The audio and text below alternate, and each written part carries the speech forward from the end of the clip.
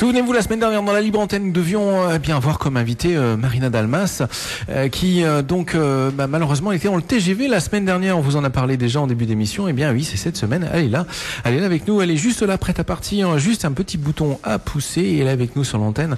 Voilà, Marina qui a remporté la saison 6 d'Incroyable Talent avec un chèque de 100 000 euros. Voilà, donc c'est pas du... voilà, bonsoir Marina, comment ça va ?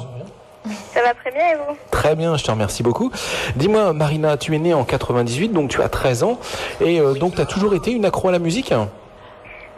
Oui, toujours. Là, ça va faire 14 ans. Hein. En février, je fais 14, donc ça va faire 14 ans.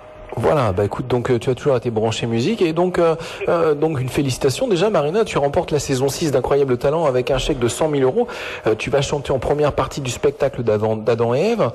Tu vas représenter la France au festival Juste pour rire à Montréal.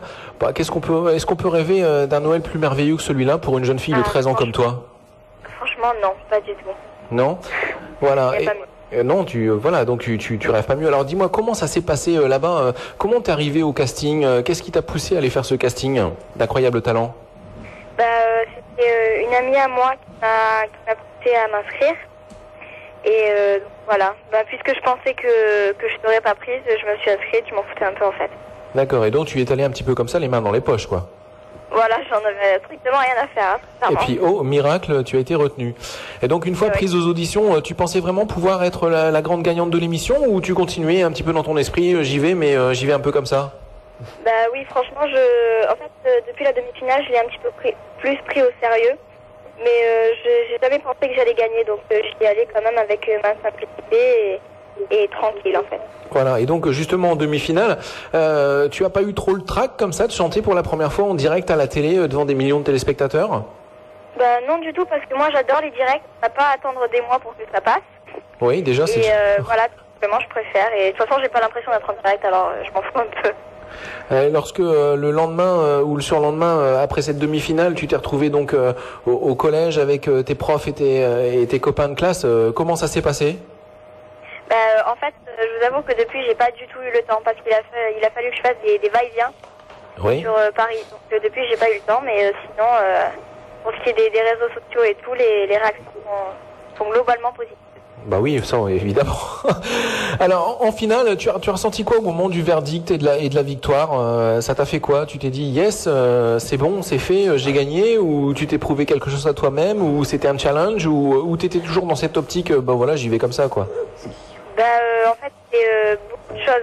C'est beaucoup de choses à la fois. C'est genre, oui, voilà, je me suis prouvé. C'est aussi le challenge, et c'est aussi maintenant, je continue à y aller comme ça marche. Voilà, c'est parfait. Tu vas prochainement rencontrer Pascal Obispo sur la comédie musicale Adam et Ève. Ça t'impressionne un peu, ou tu y vas encore comme tu es allé au casting, c'est-à-dire les mains dans les poches, un petit peu comme ça ? Non, moi je vous dis sincèrement, on est tous des êtres humains égaux, donc pour moi je n'idolâtre personne, je l'admire pour son talent, mais j'y vais les mains dans les poches, on va dire encore. Voilà, je crois que c'est une bonne solution. Et que souhaites-tu faire après cette émission Incroyable Talent ? Est-ce que tu as des choses de prévues, des choses que tu veux absolument faire, que tu aurais aimé faire et là que tu vas pouvoir faire, ou par exemple avec cet argent, est-ce que tu as des choses que tu as envie de faire ? Je sais pas trop. Disons, je vais me bloquer pour pas faire n'importe quoi. Et on verra quand j'aurai l'âge pour décider de ce genre de choses. Très bien, ça c'est une sage décision. Je pense que papa et maman, ils sont un petit peu derrière pour gérer les choses. Non, pas tellement. Franchement et sincèrement, ça vient de moi. J'ai pas envie de faire n'importe quoi avec. Tout à fait, tu as tout à fait raison. As-tu quelques propositions après ta victoire dans l'émission, des propositions, des producteurs, des gens qui veulent te faire enregistrer ? Oui, bien sûr, mais moi j'actionne au feeling. Et quand je sentirai que c'est le moment pour y aller, j'irai. Et là, c'est pas du tout le moment. Là, c'est pas le moment. Tu te dis, voilà, il faut attendre que ce soit le bon moment. Très bien. Oui, voilà. Et une petite dernière question. Comment as-tu trouvé les membres du jury et surtout Gilbert quand il t'a buzzé en demi-finale ? Est-ce que ça t'a pas fait un petit pincement au cœur à ce moment-là ? Non, sincèrement, pas du tout, parce que je vais vous dire un truc qui va peut-être vous étonner. Quand j'ai remarqué qu'il m'avait buzzé, j'ai trouvé que c'était amusant de voir une croix rouge et deux croix blanches. Alors moi, ça m'a fait rire. Mais pour ce qui est de Gilbert, je le comprends pas du tout. parce que au casting, il m'avait dit de le regarder, de communiquer plus avec le public. Alors je l'ai fait en demi-finale. Ensuite, il m'a jugé trop mécanique et il m'a même pas regardé d'ailleurs. En demi-finale, il était toujours sur ses fiches. Et en finale, je me suis donc calmée puisqu'il m'a jugé de mécanique et il m'a dit que je n'étais pas assez corrosive. Je suis revenue pour le rappel et j'ai essayé d'être mieux encore et il m'a dit que j'étais trop statique. Donc puisque c'est jamais ça, je le comprends pas. Il a un drôle de comportement. Voilà, bon bah écoute, au moins s'il nous écoute ce soir, qu'il le prenne pour lui. Voilà, et puis pour terminer, juste si tu as une adresse Facebook, une chaîne YouTube ou quelque chose où les auditeurs peuvent te laisser des messages ou regarder tes vidéos ou ce que tu chantes, et ben voilà, c'est le moment. Libre à toi, les 30 dernières secondes, elles sont à toi sur l'antenne d'Eco FM. C'est à toi de dire c'est exactement ce que tu as envie, c'est une libre antenne. Déjà, d'abord merci encore à tous ceux qui ont voté pour moi, merci à tous ceux qui écoutent. Ensuite, pour ce qui est des pages et des sites, j'ai donc une page fan, c'est Marina Dalmas, entre parenthèses, la France a un incroyable talent.